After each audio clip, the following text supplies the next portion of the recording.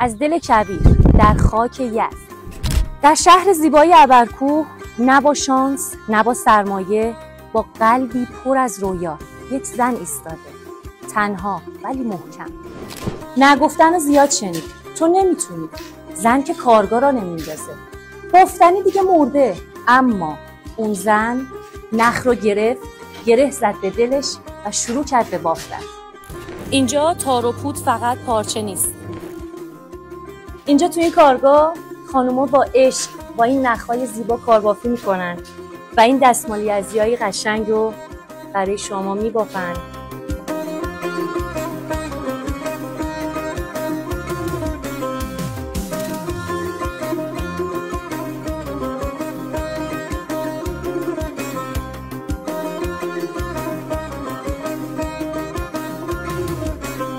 اینجا تو این کارگاه هر گره یعنی یه مقاومت، هر رنگ یه زندگیه و هر پارچه‌ای که اینجا بافته میشه امضای یک زن ابرکوهیه.